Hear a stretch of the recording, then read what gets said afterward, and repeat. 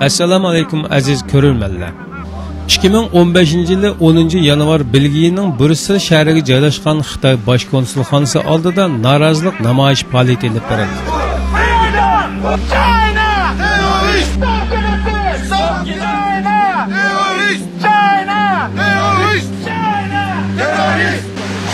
Vaziyatda qarg'animi Xitoy hukumatidagi Uyg'urlarga qaratgan bitimlari Belgiya Uyg'ur jamiyati tomonidan uyushtirilgan bu namoyishga Belgiyada yashayotgan Turkiston yoshlari, Belgiyadagi Turk o'choqlari jamiyati, Gollandiya Uyg'ur birligi tashkiloti va Belgiyada turishliq Ozarbayjon yoshlari qatorliq jamiyat va shaxslardan tashkillangan faoliyatchilar ishtirok qildi.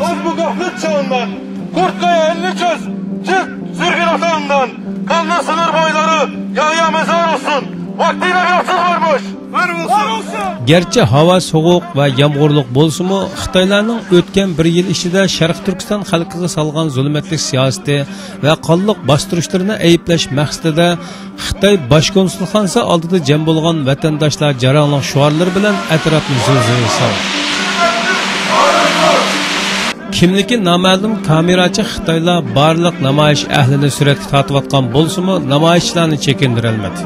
Aksicha shu yer vaqti tushdan keyin soat 2 dan 4 ga qadar davom qilgan bu namoyish boshdan oxir jonliq bir kayfiyatda davom qildi.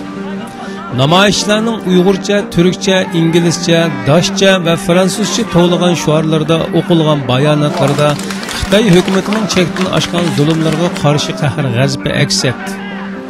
Ay yıldızlık kök bayraklar arasında Türkiye qarindoshlarning bayroqlarini birga lapildab, Uyg'urlarga bo'lgan hesdaşlığını ifade etdi. Belgiyada yashayotgan peshqadamlardan Qurban aka o'z his tuyg'ularini ifodalab bunday dedi. So'g'at bo'lsa-mu, xalqimiz uchun jinimiz fido. Mashaga kelib, Xitoy terroristlarga, Yevropaga o'zimizni Uyg'ur millat badab qilamiz. Turkiya qarindoshlarimiz-mu, Ozarbayjon qarindoshlarimiz-mu mashaga kelibdi. Şurada biz Uyg'ur millet hiç kaçan Xitoyga bozak bo'lmaymiz.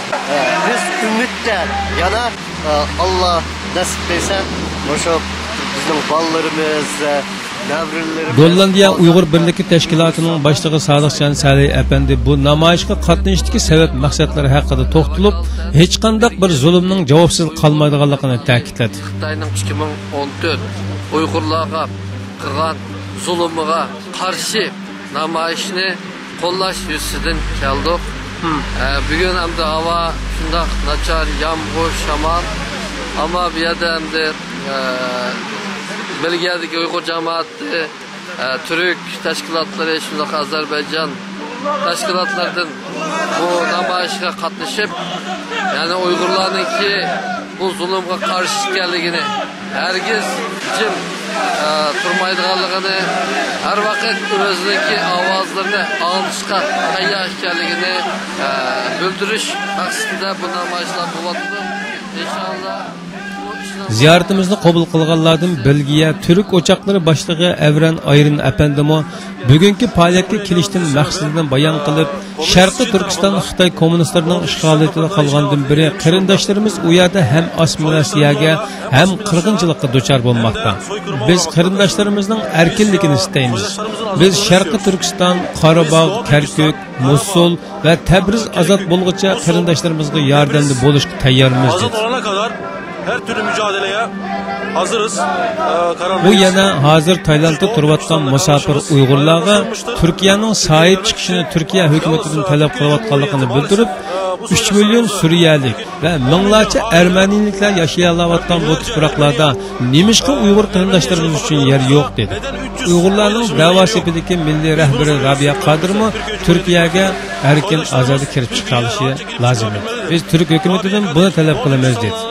Lideri Rabiya Kadir hanımefendi Türkiye'ye vizesiz rahatça girip çıkabilmelidir. Belgiya Uyg'ur jamiyatining boshlig'i Abdulla apandining bildirishicha, o'tgan bir yildimi Sharq Turkiston xalqining insoniy haq-huquqlari dafsanda qilinganligi, milliy va diniy xosligiga intilgan yoshlarning turli nomlar bilan qarilinib turmalarga tashlanganligi, adolatsiz sudlarda ig'ir jazolarga duchor bo'lib xorlanayotganligi va chet ellarga qochib chiqibmi duch kelayotgan ochiq tragediyalari haqiqatan chekdan oshganligi uchun Xitoylarga bir maktub sungan.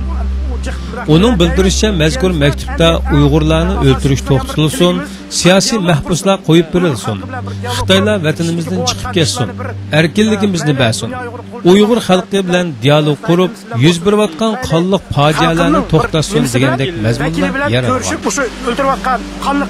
Faoliyat oxirlashgandan keyin bu oyning oxiri o'tkazilmoqchi bo'lgan mashrab faoliyatiga taklif qilingan faoliyat ahli xotir rasmga tushib qaytishdi.